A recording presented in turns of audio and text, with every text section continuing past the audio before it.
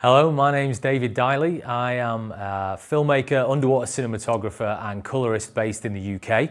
I'm probably best known for my work with large sharks, which often finds me working in some quite challenging conditions. So that's going to be what I'm actually talking to you about today. So that could be anything, not just underwater, it could also be topside as well. So how those challenging conditions affect not only the equipment that you use and how you can choose the right equipment to handle those challenging conditions, but also how it affects you as an individual and the things that you have to bear in mind when you're on the kind of shoots where you find yourself in those kind of environments. So what we're going to be doing today is we're going to have a look at a few specific videos, few short pieces that kind of highlight what it is like to work in those kind of conditions, and just kind of talk you through some of the things that I had to face while I was doing those productions, and also we'll be taking questions throughout the course of the stream as well. So if there's anything that you've got that you're particularly interested in or that you want to know, please make sure to leave your question in the chat and I'll make sure to answer it for you. We're going to start off with a short promotional piece. It was made for a company called Red Sea Diving Safari, and I shot it out in June of this year out in southern Egypt.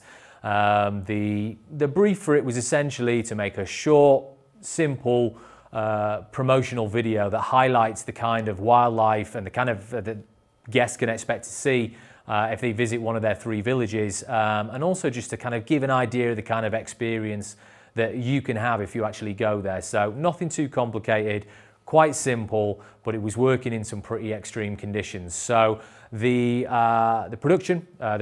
project was shot in southern Egypt over the course of 3 weeks.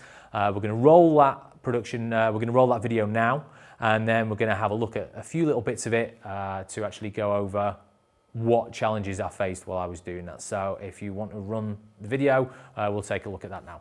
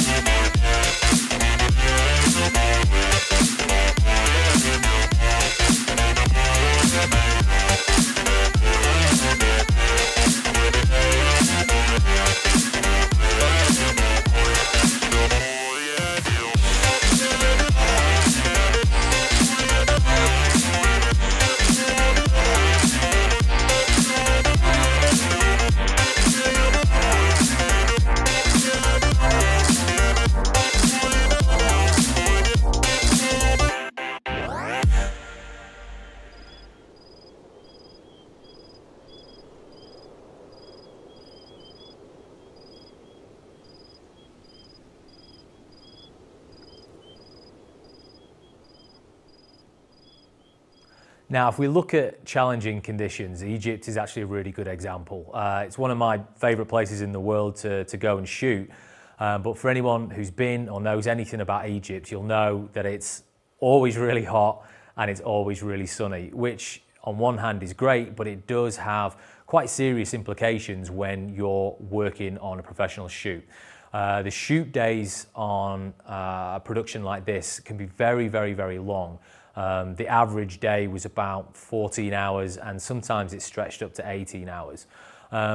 With Egypt, with the heat, with the sunlight, it's good in terms of continuity. You know that you're always going to get the same look, but the heat can play can play havoc with you as an individual and on the kit as well. So if we look at the kit first of all, now if we're able to roll it back to the shot of the bird walking through the shallow water and the guy reading his book, now this doesn't look particularly like challenging conditions. In fact, it looks the direct opposite of challenging conditions. But we were shooting here by a mangrove swamp, and although humidity isn't something that you think about with Egypt, on that particular day the humidity was just horrific. You buy a mangrove swamp, it's incredibly hot. This was coming towards the day's end, towards sundown, and it was still in the upper 30s. We've been working since 4 o'clock that morning, and just that level of humidity and the tiredness on you as an individual does take its toll mentally. So looking at just the technical side of operating a camera and getting those shots to where you want it to be, so exposure and focus, and just being able to focus your mind on actually getting what you need to get can be very, very challenging, especially if you're a week, 2, 3 weeks into a shoot, dealing with conditions like this on a daily basis. The other thing to bear in mind as well is the impact that it has on the kit.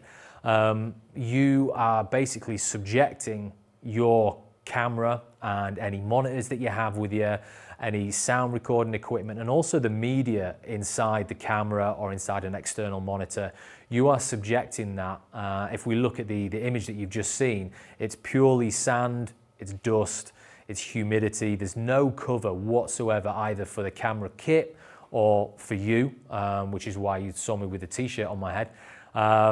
But you are basically, you're at the mercy of the elements. So dust, sand, the wind is blowing that around, it's direct sunlight, there's no cover, and it is just pounding down both on you and on your kit as well. So you need to be sure that your kit can actually handle it, so that it's able to cope with those conditions, and you're not going to get any drop frames, you're not going to get overheating issues, you're not going to get any kind of technical problems, because particularly if you're dealing with wildlife or that long lens style where you're observing human behavior, you want to make sure that if you get that perfect shot, your kit is going to be able to handle the conditions, and that you yourself are prepared, hydrated as well, and able to actually operate at your best, which can be very difficult on these kinds of shoots. The equipment that I was using was the Panasonic EVA-1, which is my camera of choice, and that is also paired up with the Shogun Inferno as well. For the top side of shooting, like that we saw there, it's the HDMI out from the EVA-1 into the Inferno, and with a variety of lenses. So there was the Canon 24-105 L series lens, the Samyang 35mm and 85mm cine lenses, the Canon EFS 10-22 lens, which is this one, which I'll talk about in more detail when we come to looking at the underwater side of things, and also the Canon, just a cheap nifty 50 as well, the prime lens on that. So I tried to keep it as simple as possible. Audio-wise, we had the NTG2 on the EVA-1, which we don't actually have here, but going into the mic holder, and also the Tascam DR40 for audio as well. So we stripped the equipment down to the bare minimum. If we're using less equipment, then we have less things that could go wrong. And I have to say, the camera almost surprised me in a way, in the sense that it dealt with it incredibly well. Not a single drop frame, no overheating, no powering issues, absolutely nothing at all. It was fantastic. A really good example of what could really damage your camera and where you could find your problems was with the little section in the middle of that with the camels in the desert. If you've been to the desert, you'll know that there is no natural coverage. You are at the mercy of the sun. And on the days that we actually went out to the desert, on this day in particular, the temperature was about 45, 46 degrees Celsius. And you're out there, no cover, it's incredibly hot. And essentially it was a case of running around following these guests while they were on the camels to try and get the shots that we wanted to get. And it really was quite a challenge, particularly mentally as well. We did that in the afternoon, which probably wasn't the best idea because the sun's at its highest. And just the level of heat, carrying the kit around, setting the shot up, and again, like I say, focusing on being able to operate at your best under those conditions is actually really quite difficult. With the equipment, I was almost surprised and how well it actually performed for a new camera. It was absolutely phenomenal, and just the image out of it is absolutely superb. It made my job an awful lot easier. Now, what was interesting to me was that a question or a comment was raised on one of the Facebook posts about this, in terms of working in challenging conditions and about how you actually overcome the obstacles that the natural environment often throws up, with a comment saying, you know, don't overcome, hire a professional, which is quite an interesting sort of viewpoint. And that's the reason why a professional like me is hired for these kinds of shoots, because you're essentially hired to be able to overcome any kind of challenge that the natural world throws at you, not just in regards to weather or equipment failure or anything like that, but you're dealing with wildlife, which is incredibly unpredictable. So operating on a shoot like this, it's in a studio, we can control the light, we can control the temperature, you have redundancies, you have backups of things, but there's still potential problems that you might need to overcome. This is live, and live streams or live TV broadcasts do often go wrong. So you're always having to think of the ways whereby, if anything does occur that is different to how you planned for it, you need to be able to make sure that you can deal with that immediately and not let it destroy potentially a whole day of shooting. And that's where the importance of hiring a professional actually kind of comes into it. So in regards to ways that you actually kind of counteract the heat, we weren't particularly well prepared. It was a very small guerrilla crew, and umbrellas are very difficult to find in Egypt because they have no real need for umbrellas. If I was going back and doing that shoot again, I would certainly have some kind of cover over the camera kit. However, I was nothing short of amazed at how well it handled it and how solid the EVA-1 actually is in really, really extreme conditions. So another side of it, and probably the main side of what it is that I actually do, is working underwater. So predominantly it's underwater with big predatory sharks and other large marine predators as well. That's where my main area of passion is. That's my main area of speciality. So we're going to look at another piece now called The Arrival, which was something which I shot while I was over in Egypt. I didn't shoot the content specifically for this film. I shot plenty of content while I was over there, and then created this film when I'd come back with the content that I'd actually shot. So it's a very different environment, of course, to the desert. It's the complete opposite of the desert. But the challenges of working underwater are probably even greater than working in the desert. So what we're going to do is we're going to take a look at The Arrival now. We'll watch it through, and then we'll address a couple of the things within that short film that had to be considered, that had to be addressed, and also that had to be overcome as well. So this is The Arrival.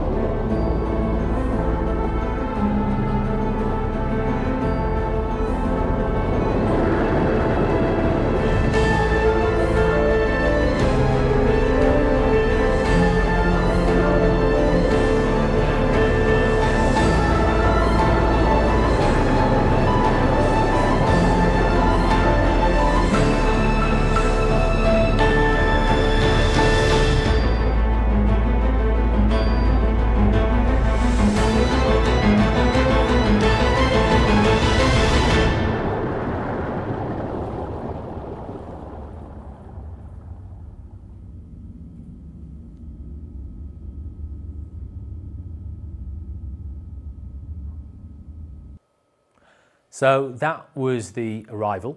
Starting off, if we look at the kind of kit that I used to shoot that, which is something that I actually get asked quite a lot. So again, that was the EVA-1 with the Canon EFS 10-22mm lens on the front of it.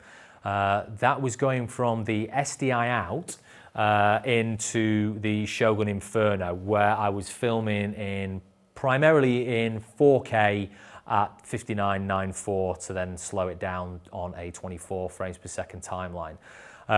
The housings for the underwater kit are both Nauticam. It's only actually Nauticam that makes the housing for the EVA-1. And what is really impressive about this as a camera is, for anyone who doesn't know, shooting underwater is incredibly expensive. If you want that broadcast or big screen quality content, it is not cheap to shoot, particularly if you're working professionally. You need to be able to deliver the kind of codecs, the kind of image detail, and particularly the kind of color, which is where the EVA-1 really excels. You need to be able to deliver that with kit that you know can actually handle it, which primarily would have been cameras like the red line of cinema cameras. And if you look in kind of the middle ground, prior to this, there wasn't really any camera that was able to handle working underwater that was relatively affordable for a professional that delivered similar kind of results. But the EVA-1 really does that incredibly well. I've been told that we've got a question that's come in. About the equipment currently. It says, "Hey David, lovely video. Do you use autofocus underwater, and if so, how well does the EVA perform?" That's actually a really good question. I do everything manually underwater. I do manual focus, manual exposure, absolutely everything. I generally, because it doesn't have the dual auto pixel focus that other cameras do have, that is something which is missing from this. But for me, when it comes to filming wildlife, I like to be in control creatively. So instead of, sometimes you might want the subject to be in focus, or you might want it to move in and out of focus. If you have auto on that, then it's kind of taking that level of control away from you. I actually run underwater filmmaker workshops out in the location where that was actually filmed. And one of the first things that I do is tell people to take anything auto off and get used to setting everything manually, because it gives you a much better understanding of the kit that you're actually using. And when you're able to handle the changing conditions, the changing environment, the changing lighting, and do it manually, quickly on the fly, you actually get to be a much better shooter. So I do everything manually.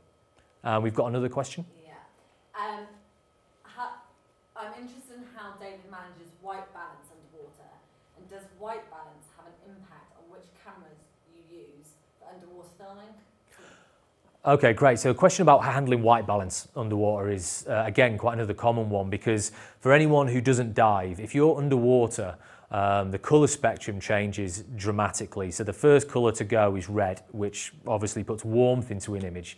So what I generally tend to do is, the deeper you go, the less red you have, which is why a lot of people, when they first start doing underwater footage, there might be a diver, they'll take a GoPro, some kind of action camera. The first question is, why does everything look so blue? And that's just because of the way that the colour spectrum changes. So handling white balance for me, I do that manually, and I do it probably every 3 to 5 meters. So if I'm descending, I'll go about 3-4 meters white balance, and I use actually my fin. I've had the same pair of fins for 10 years because coincidentally, the actual colour of the fins is almost exactly 18% grey. I've got long legs, so it gives me good focal length and it gives me good white balance as well. So every 3 to 4 meters, either descending or ascending, I'll manually white balance. And what the EVA-1 is very good at is it gives a very good, accurate white balance. Sometimes it struggles a little bit underwater, which a lot of cameras do. But when you actually get it right and you can dial it in, the colour that comes out of the camera is absolutely phenomenal. And of course, the light's always changing. There's a lot of things that go on underwater which actually affect colour and quality of the visual. So you've got to be able to address that on the fly very, very quickly, because you'll find that as soon as you've got to change something, that's when the animal that you really want to see will appear or will start behaving differently. So you don't really have the time to sort of play around with things. So I make sure to do it manually, do it regularly, and make sure it's spot on. And I use the RGB Parade and vector scopes on the Shogun Inferno while I'm underwater to make sure that I'm balancing it and making sure that I'm getting as close to perfect white balance as I can possibly get. And we got another question coming. What filters would you choose to use, or do you choose not to use filters to induce red into the picture? Okay, so question about filters. I don't use any filters. I know some people do. I'm one of the people who actually, I don't like to put anything in front of the lens, really, if I can avoid doing so. For me, I like to be able to light a scene. So I will primarily, pretty much 100% of the time, I'll have onboard lights actually on the housing. Now for me, it's always going to be preferable to not have onboard lights. It would be to have a camera assistant with me who is lighting independently, so I'm not having a direct source of light coming from the camera. But generally with the kind of budgets on productions that you often find yourself working on, you don't necessarily always have the option whereby you can have a safety diver and a camera assistant who can be specifically looking at lighting the scene for you.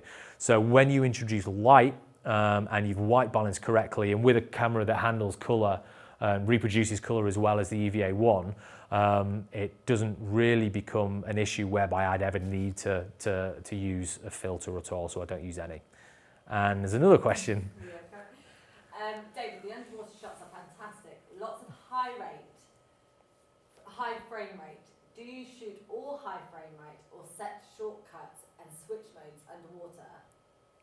That's a really good question about the frame rates, actually, with the because that is very much applicable to pairing up the Inferno with the EVA1, because the Inferno inside the housing, you can't actually change certain things. So if I decided I wanted to shoot RAW in Cinema DNG, I cannot switch out of that. I'm stuck in RAW. So I'll generally shoot that at 24 frames a second.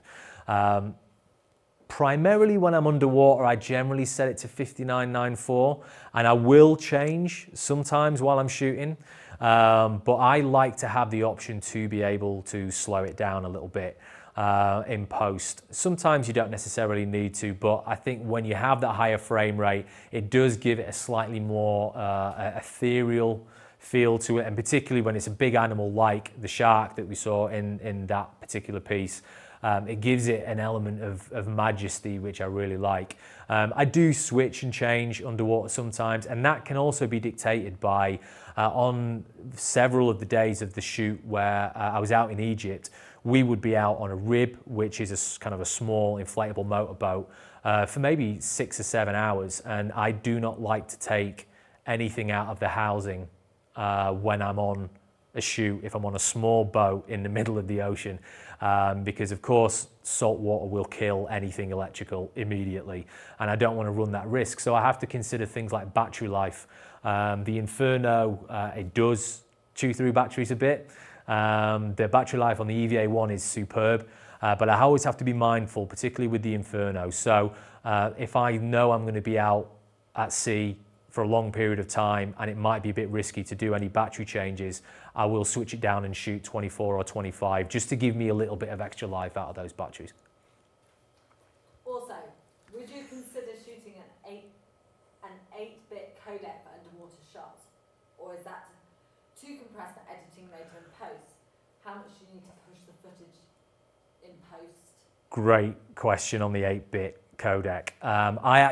My background, what I was shooting on before the EVA1 was the Canon 7D, which of course is 8-bit 420, and when you're shooting underwater, you're just asking for problems with banding.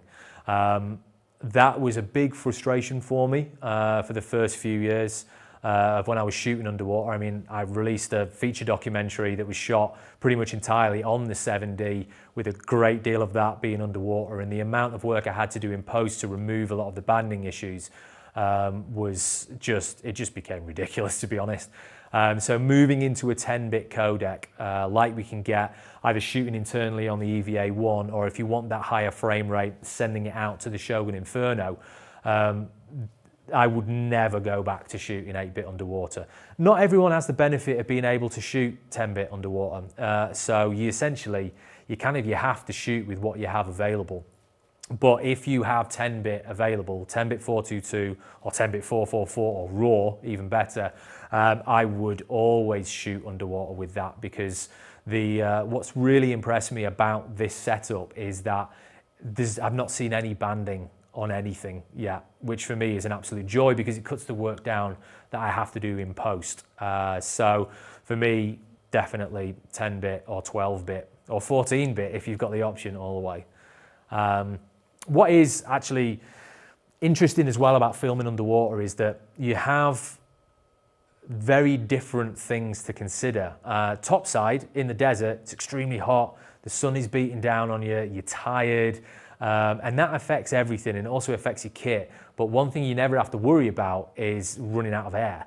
So obviously when you're underwater, you've got a very finite amount of time whereby you can get the shots that you need.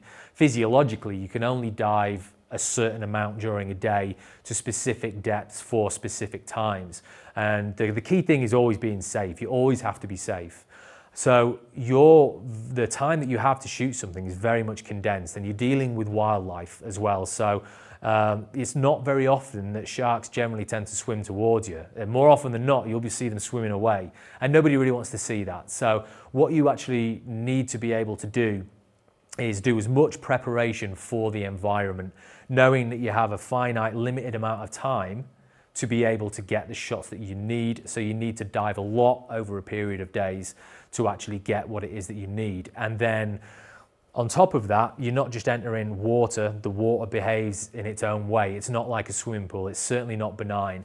The shots of that shark in the Arrival, which is an oceanic white-tip shark, which are a pelagic species, they're very wide-ranging, and they can be very aggressive. They're usually pretty well behaved, but they can be quite aggressive. So you have to consider the behavior of the animal as well. You have to understand it.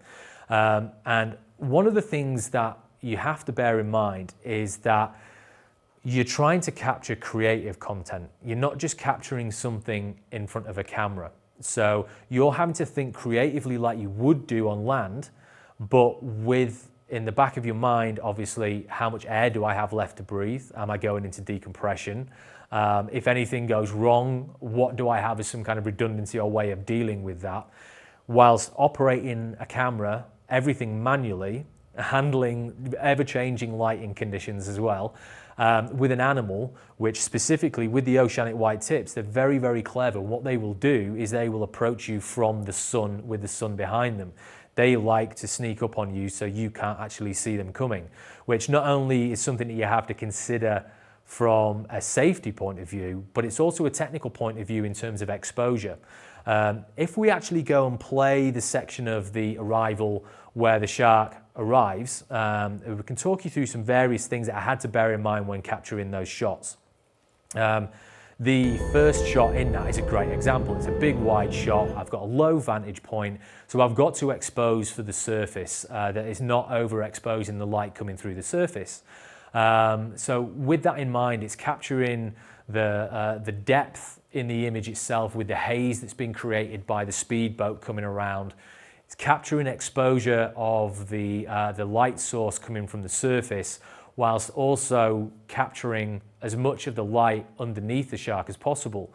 And that's where the EVA-1 for me really started to shine, in that it can handle a shot like that, because you're having to think about the framing, the sun, if it's direct sunlight, particularly in Egypt, where you very rarely, I don't think I've ever seen a cloud in Egypt, you're getting a really harsh direct source of light there. So you have to be able to deal with that. So if we're able to run that section through from the first shot of the shark through to the end, I can actually sort of address some of the things as you're watching it, so you're able to get an idea of things that I had to bear in mind and things that I had to manage with the camera. And obviously, as I say, it's doing everything manually as well.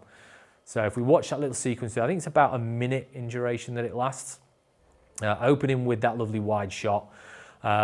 So here, as I said, we've got the light coming through from the surface. Obviously, you're always thinking about framing as well. With the shot of the diver, it's getting the diver's eyes as well without getting the reflection of the light.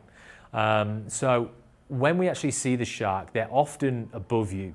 So you are often in a position where you are having to film upwards, and you always want to get those rays of light coming through as well. So balancing the exposure on that can be very difficult, as can be balancing the focus also, because it's quite nice to get, you want to really be around about 7.1 to 9 on the aperture. Sometimes if the conditions are getting a bit darker, obviously you need to open it up, but it's being able to actually keep the animal in focus while it's moving towards you without having any idea of where it's going to go, and capture a creative, aesthetically pleasing image using that light that's coming through. If you see there, I'm a little overexposed on the surface actually, but knowing that it was going to be coming towards me to then move away. And that's a great example actually of what I was saying before, of the shark coming out of the sun. So this goes back again to being able to think on your feet, so to speak, of how to deal with conditions, not just natural conditions of the light or the environment itself, but how the animal interacts with those natural conditions and with you as a diver. The other things that you have to bear in mind when shooting underwater is things like currents. It's not a case whereby you just drop into the water and the current is benign, it's gentle and it's going one way. Currents change and they can appear out of nowhere. So you're always having to bear in mind, how close are you to the boat? Does the boat know where you are, the surface support boat? How close are you to the reef or anywhere that could be a refuge or some kind of place of safety that you might need in the event anything goes wrong?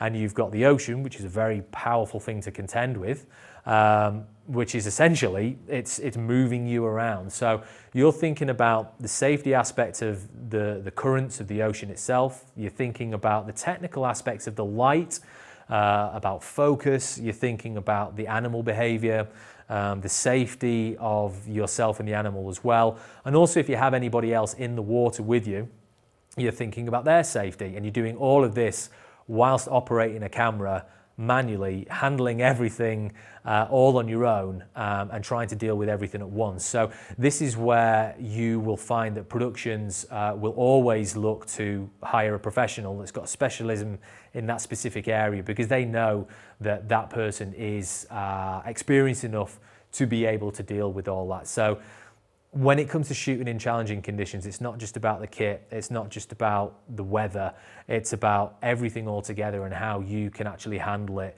whilst recording and creating artistically creative images, which hopefully an audience enjoys watching. So that's the Arrival. Now, a slightly different piece, which was in different conditions, is the next one, which is called The Hunt.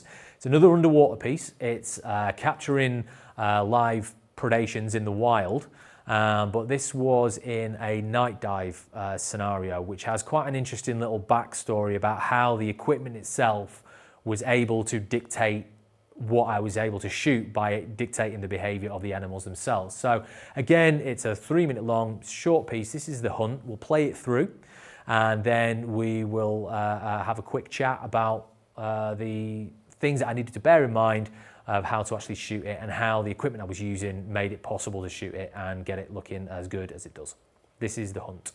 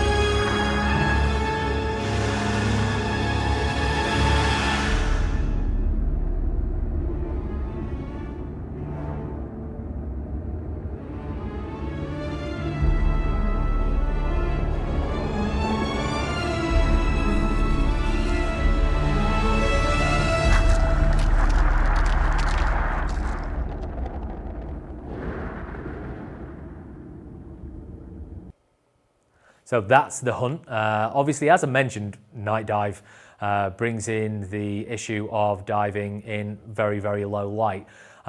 Essentially, when you're diving in low light, obviously there's no sun, so there's nothing to actually bounce light off. And when you are underwater, if you turn your lights off, it is literally pitch black.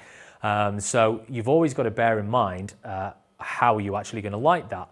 So I have two very powerful lights on the side of my housing. They're big blue 15,000p, the Pro Tricolor lights. The company's Big Blue. It's a very, very wide beam, really, really nice color, great battery life, and at 15,000 lumen as well, you're getting an awful lot of light there. As I said, ideally, you'd always want to have somebody else independently lighting the scene for you, but budgets don't usually allow for that. So I have the two lights mounted on the side of the housing, and what the little story behind this little video is, was while I was actually shooting underwater some night dive footage, some nighttime footage for the promotional pieces that I was creating for Red Sea Dive Safari, I would notice that on the periphery of the beam of light, the snapper, which is the kind of large, sort of slightly ferocious looking pink fish swimming around, would always follow the light around. And as I would do these night dives, he would just turn up and he would follow me around wherever I wanted to go. And I thought it'd be quite interesting to see if I could actually steer him around, to see if I could have some level of control over where he was going. And I found that it actually worked incredibly well. So I was able to then move the lights to a point on the reef whereby there was either an interesting background or predominantly there was actually something, a fish there that he would potentially go and predate on, because I did want to capture live predations. I was essentially showing him where these fish were and giving him the opportunity to go in and see if he can catch one to eat it, which obviously raises kind of ethical questions about what you're doing. But when I wanted to capture that predatory footage to see if it was possible, and it came to the point whereby I was able to go out every night, go onto the reef, he'd come to find me, and then I could steer him around the reef and then get him to go and predate on these fish, or at least give him an opportunity to go and predate on these fish.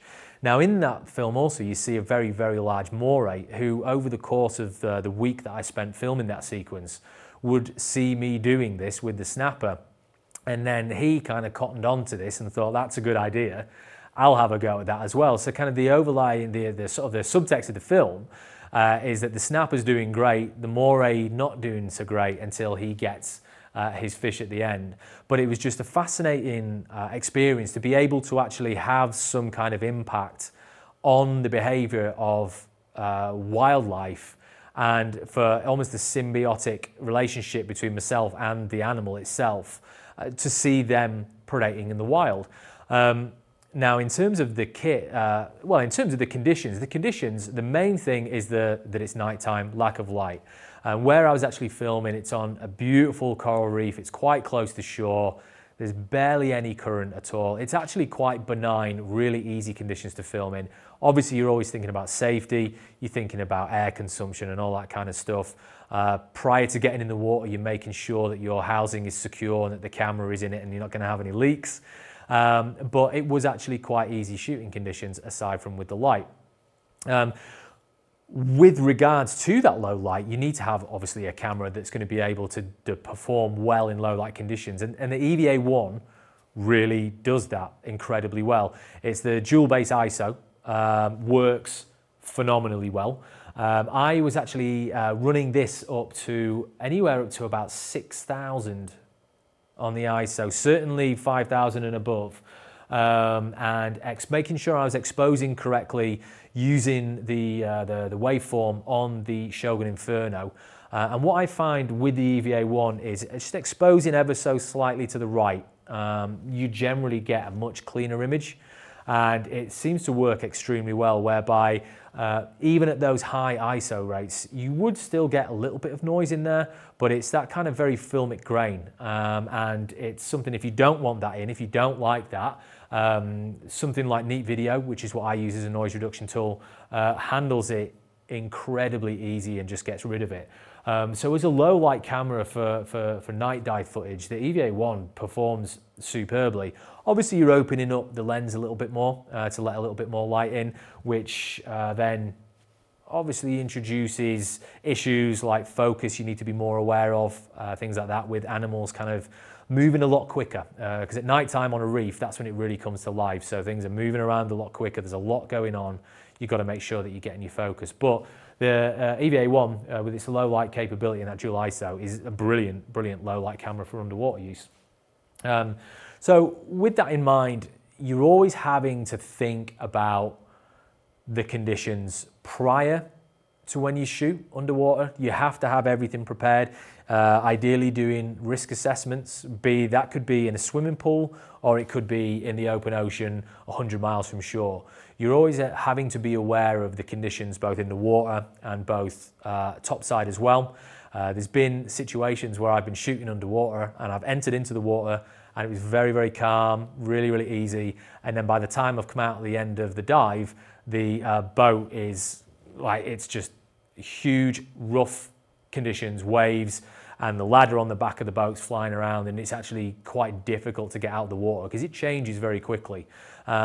With the arrival in particular, one of the things that I really like about it, with that wide shot of the shark, if you look at the surface, it's very choppy, it's very rough, and it looks a lot more dramatic. And that was by design. We had a period of a few quite windy days where the sea conditions were pretty rough, and you're going out in that little boat. It's about a 40-minute boat ride out. It's not very pleasant. It takes its toll on your back, and obviously the risk to the boat and you coming off the boat or the boat capsizing is a lot higher. So because of that, nobody else fancied doing the shoot, and that's one of the reasons, or nobody else fancied going to that specific reef, which is Elphinstone, which is often quite busy. We knew nobody else would be out there doing it, which was a perfect opportunity for us. We could go out, get the dramatic looking footage and know that there's not going to be any other divers present, which really worked in our favour because the shark that we had on the majority of the shark footage in the arrival just stuck around for 45-50 minutes and put on a real performance for us. So it was, sometimes you use conditions which can be quite difficult to your benefit. As long as you're well prepared and as long as you know that you're going to be able to deal with any of the issues or problems that may arise from those, it can actually work in your favour. So again, that comes back to why you would ensure that you've got a professional that is used to dealing with these things, that has a track record and the experience and the expertise to handle anything that could potentially go wrong. Because ultimately what your client wants is for you to get the content. That's the thing they care about the most. Everything else around that, it's your responsibility to deal with it. So it's always good to be experienced in as many different kind of environments as you can. With my work being with large sharks, I find myself in tropics or at least subtropical environments a lot. So I'm very used to dealing with that. And I actually like shooting in extreme conditions. So if there's any questions, I think we're going to go and take another question now. Hi David, your work's great. Why do you choose a Canon 10 to 10 to 22 millimeter for your wide angle? Why this is your preference over the wide angles that are either faster or have image stabilization? Okay, that's a really good question regarding the Canon 10-22 and the reason why I use it. The reason why I use it is it's the lens that I have. I like it as a lens. It's a good lens. Obviously, there are much higher performing lenses out there in that wide range. And I will be, I will be changing the lens that I use and I put on the front of the camera as soon as I can. I think the Sigma 12 to 24 is a fantastic lens. And I always generally go with the wider lenses because I shoot the big stuff. I'm not really a macro guy. I'd be interested in actually having a go at doing some macro stuff, but for me, I like the big charismatic marine animals, and that means a wide lens. And when you have your camera in a housing, you have to get a specific housing for the camera. There are housings for the Reds, for example, which will accommodate a couple of the Red models, but generally for any other camera, if you're using the EVA1, for example, you have to get a housing for the EVA1. That housing will not accommodate another camera in the same way it accommodates the EVA1 because it's engineered to have the manual controls that line up with the housing so you can actually operate it.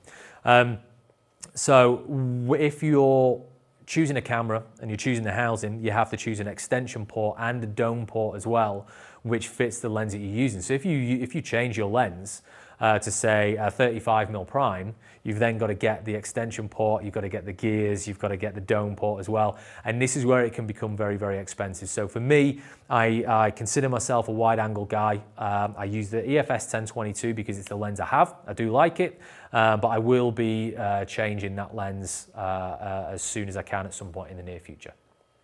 Ever use Panasonic AG AF101? If so, do you think they should have continued making new models from it? The Panasonic, the AG... AF101. The AF101. I never actually used that. The EVA1 is the first Panasonic camera I've ever operated or owned. Prior to that, I was on Canon cameras, so the 7D, the C100, and I really liked the C100. I thought it was a great camera. For me, with Panasonic, what they did was very, very clever, and this is something, and they didn't realize they did it, because this isn't something that anybody else has really done.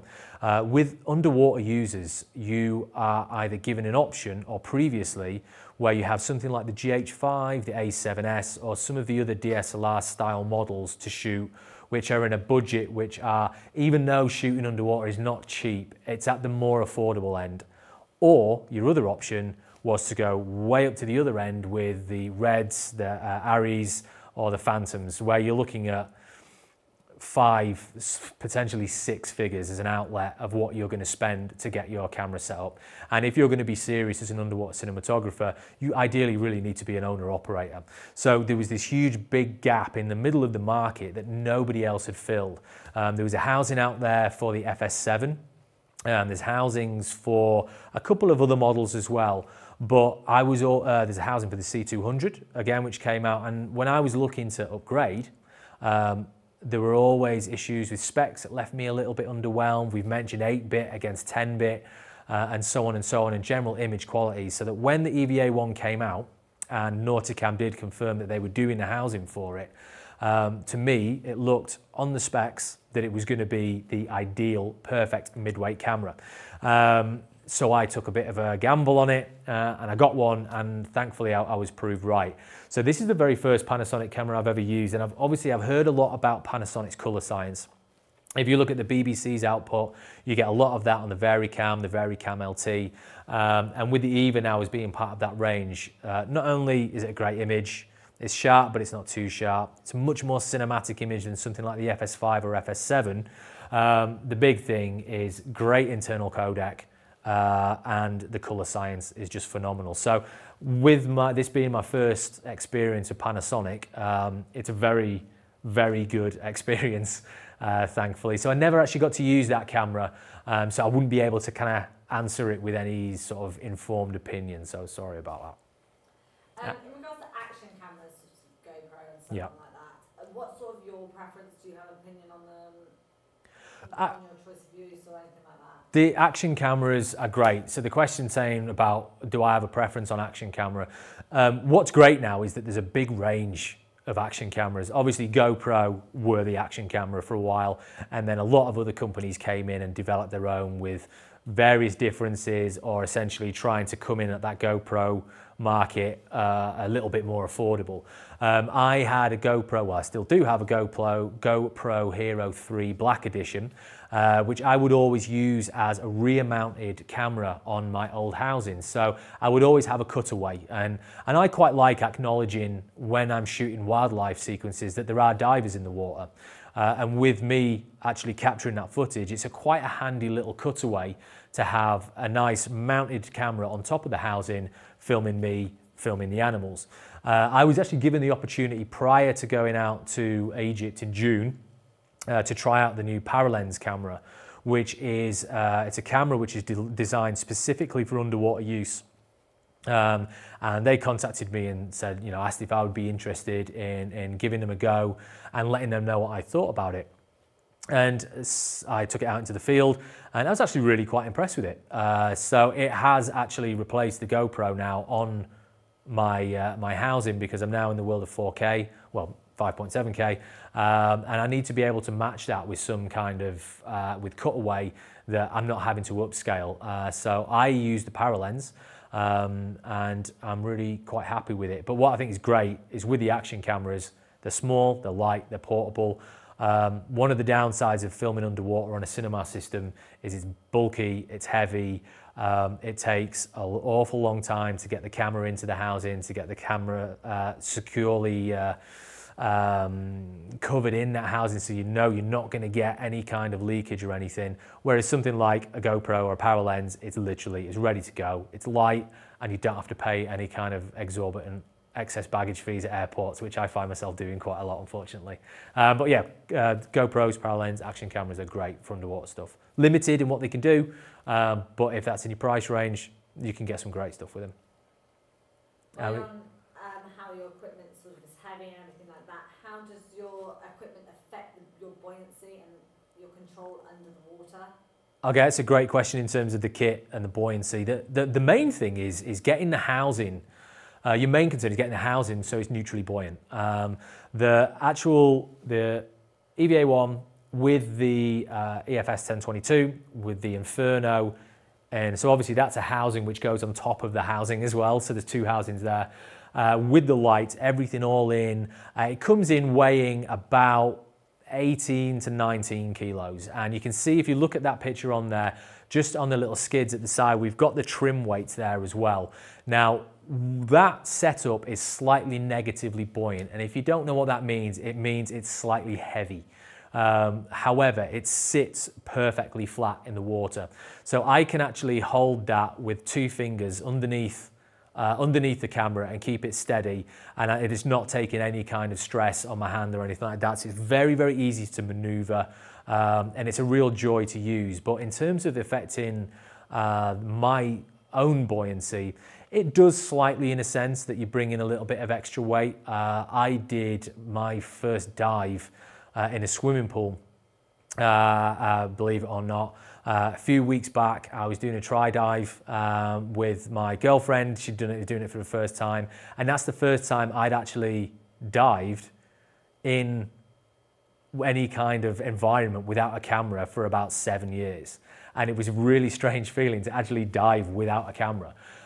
So in terms of how it affects my buoyancy, not a huge amount, to be honest with you. What it does affect is carrying it around for battery changes to production offices and things when it's incredibly hot. It does take its toll a little bit after a while. And then how much planning goes into an underwater shoot compared to Topside, where you have more control, where you have way more control? Do you have a shot list, etc., or is it more sort of run and gun, like? That's a great question about preparing for an underwater shoot compared to a topside shoot. Obviously, you're always going to want to prepare for anything that you do. Any kind of variables that you can be aware of and have a solution for the things that may go wrong, it's always advisable to have as much of that as you can. And so say, for example, with a shoot in the desert, you're looking at your kit, how are you going to shade the kit, which is what we didn't think about when we went to do the camels.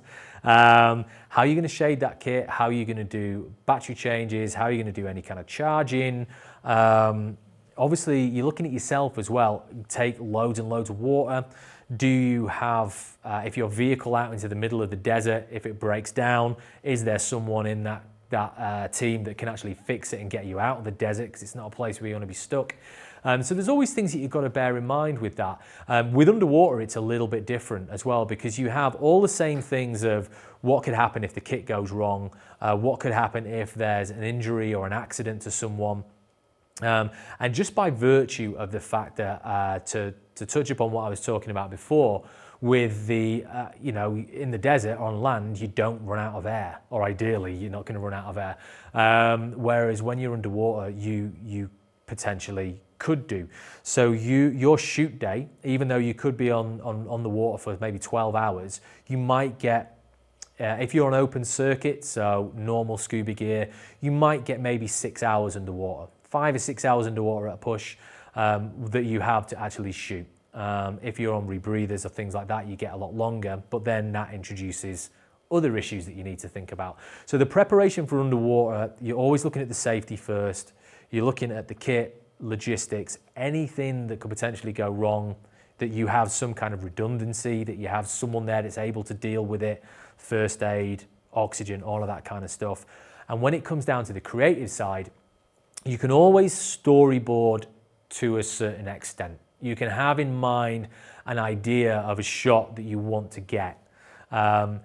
Unfortunately, working with wildlife, there's never any guarantee that you could do it. In this environment, they could storyboard how they want me to look on screen, and it would be very, very, very easy for us to actually achieve that with different lighting setups. Really easy, really straightforward.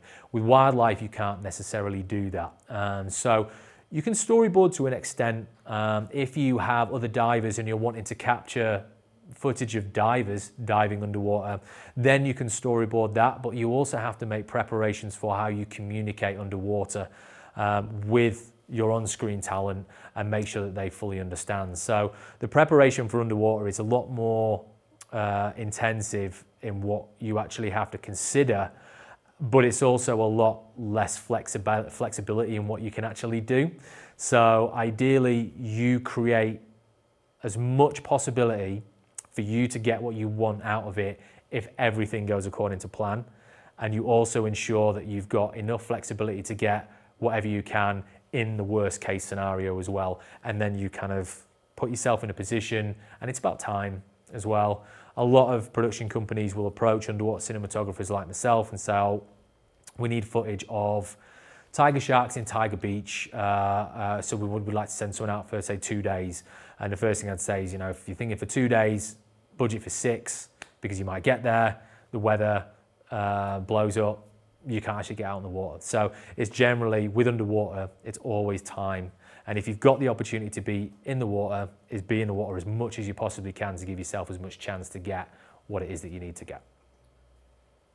Are there any underwater cinematographers that inspire you? Underwater cinematographers that inspire me. My number one was Ron Taylor.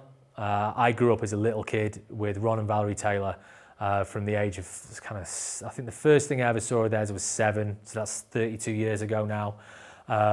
Just this huge inspiration. It was them that made me realise that you could actually have a job where you travel around the world and you film sharks. So love Ron Taylor, love Howard Hall. He's absolutely fantastic.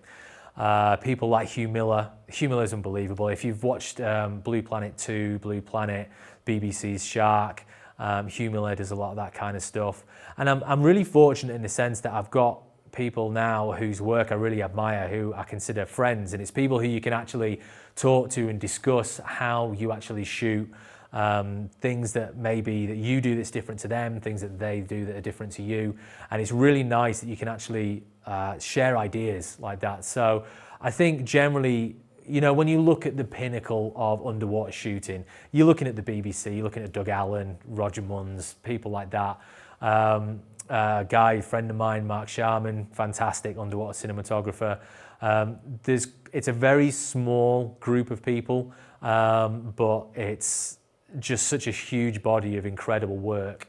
I'd always say the BBC is the pinnacle. When you're at my level, that kind of the mid-weight, never try to compete with the BBC, just try and get as close as you can to their sort of level of quality and use that as an inspiration. But yeah, anyone that's interested in it, Blue Planet 2, Shark, anything the BBC puts out with that team of people that's just phenomenal. And it's growing all the time as well. There's some really talented people coming through who it's a joy to watch their work.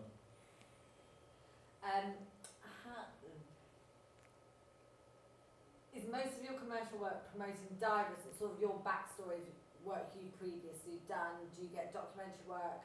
I'm also interested in the industry and what drives it, so sort of where's your main focus of work? Okay, so my main focus of work ideally is in broadcast film and short film. That's ideally where I want it to be as well, and kind of working towards that. But I also do the commercial stuff as well for dive operations, dive manufacturers. So I've done films for Apex, for Red Sea Dive and Safari. I've also done the underwater footage for a documentary about the Marcianess disaster as well. So that was kind of reconstruction work for a TV documentary that was shown on Sky TV.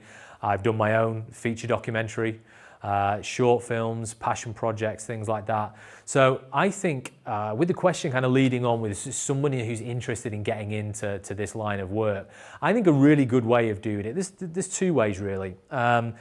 When you get to the stage whereby you feel you have the technical skills to look at actually advancing towards doing this professionally, you can do it one of two ways. You can either go down the route of camera assistant for an underwater cinematographer. So you're coming in, operating as a camera assistant, whereby your role could be quite varied. You could be handling lighting, you could be handling, you could be DIT, you know, battery changes, putting the camera in the housing, taking the camera out of the housing, lens changes, all of that kind of stuff. You could end up being on camera as talent because they need some kind of diver in the shot.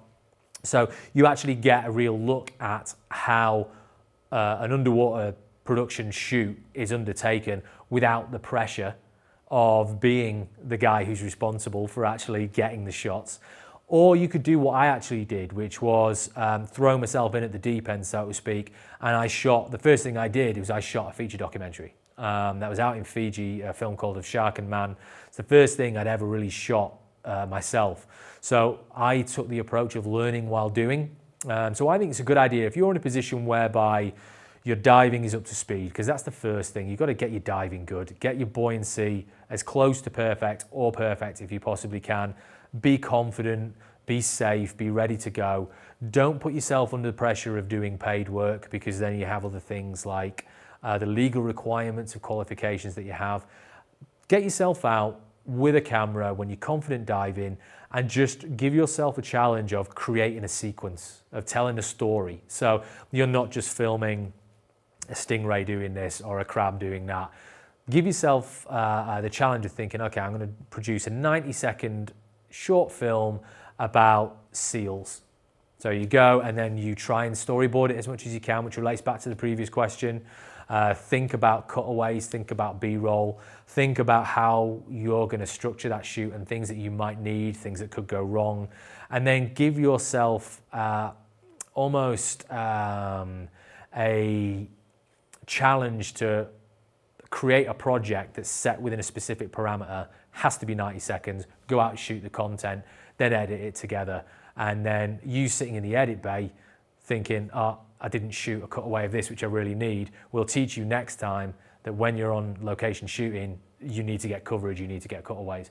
To the point where when you've done that over the course of a year, 2 years, 3 years, you'll actually be in a place where you're more confident to say, actually, I could do this professionally. Start at a lower level and then work your way up. I think it's always a good idea to do your own projects because there's less pressure. Put them out, put them online, YouTube, Vimeo, Facebook, take the feedback, and then also send them to people who are more experienced, people who are professionals. People send me stuff all the time asking for my feedback. People are usually pretty cool about it and are happy to actually do that. So just get out, start doing it, but always focus primarily on safety first as opposed to getting the footage, and you'll be all right.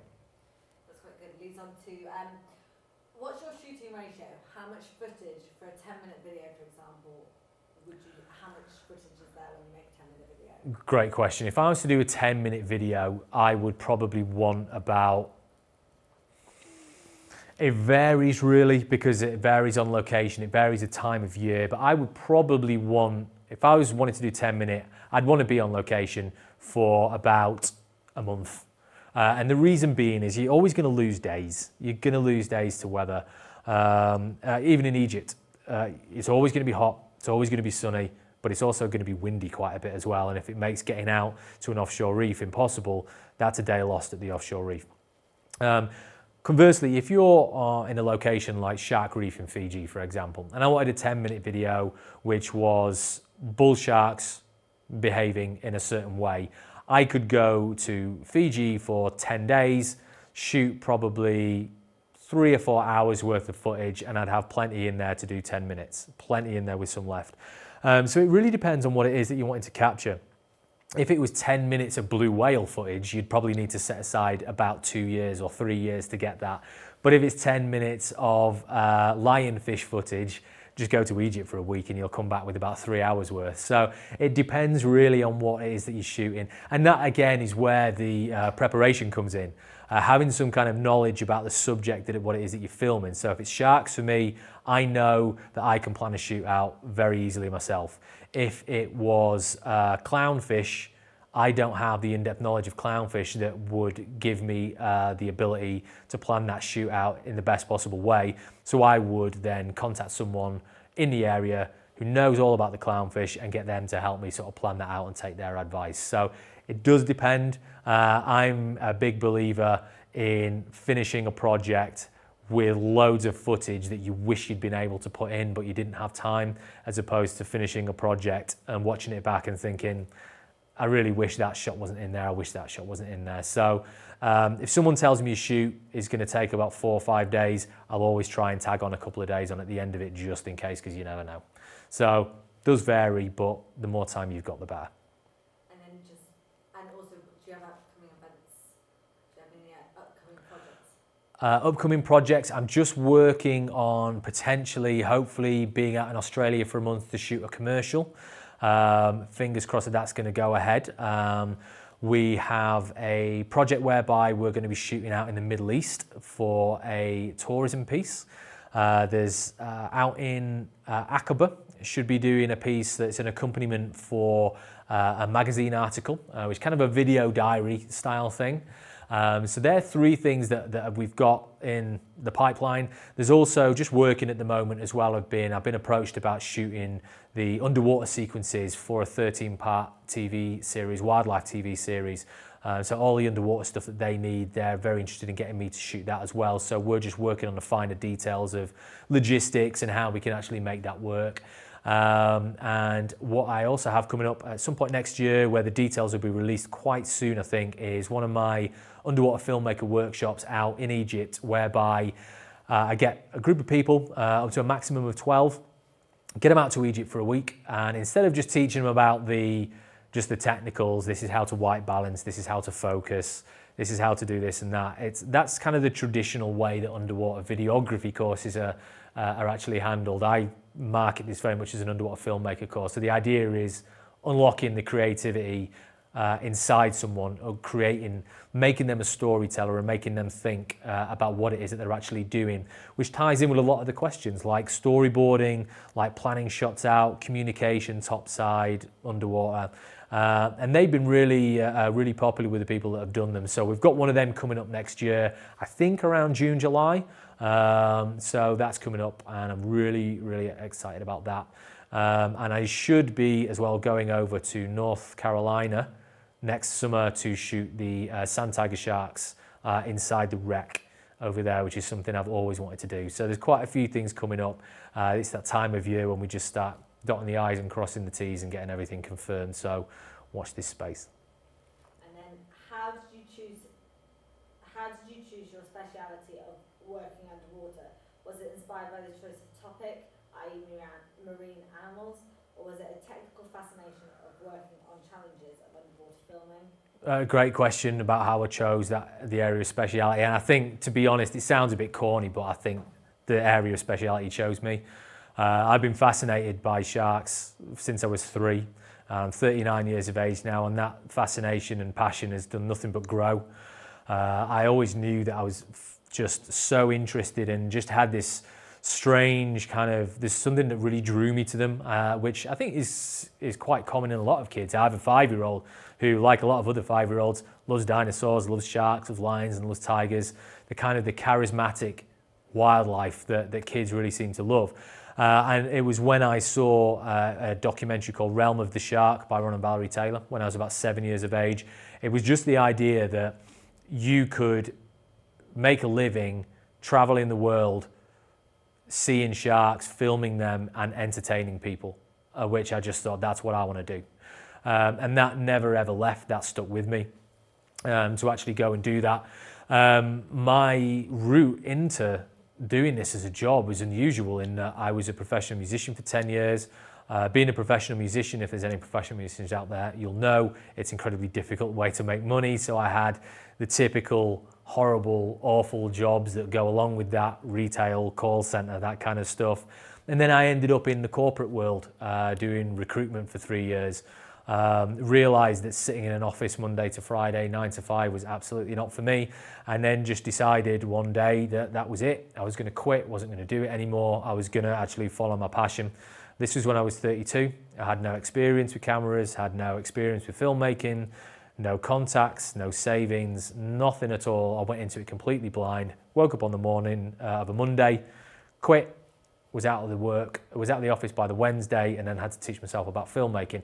So in that way, what I did was taught myself as much of the basics as I could, and then figured I'd just go shoot a feature documentary, get it on TV. And that can be my way of actually teaching myself how to do this stuff, was to just throw myself in at the deep end. And it worked. And I think I say it chose me because just dealing with the challenges, the creative side of it, working with people who are interested in the same things as you, that have those same passions as you, it's brilliant to be able to be in that creative environment where things can be difficult, things can be dangerous, and actually coming up with ways to tell engaging stories while dealing with that. And I love that. So yeah, I'd say the passion actually chose me. So I'm just wondering if there's any other questions at all, or? Okay, so I think that's everything for the questions. I want to say big thank you to everyone for tuning in. I hope you've enjoyed it. I have a YouTube channel called The Scarlet View. So if you want to go over, it's something which I've recently launched. I've not been able to put much up recently because I've been so busy. But if you want to go subscribe to that, you'll see some behind the scenes stuff and videos coming up there about how I actually work on these kind of shoots. There'll be more of the sort of the travel vlogs and things like that going up next year. If you're on Facebook, go check out David Diley Filmmaker, which is the page where I upload stuff as well. Please feel free to get in contact as well. You got any questions or anything that you've been considering, or you need any guidance or any feedback or anything, by all means, always happy to help. Really enjoyed doing this. Thanks for CVP for having me. Hope you've enjoyed it, and maybe I'll see you on here again sometime soon. Thanks a lot.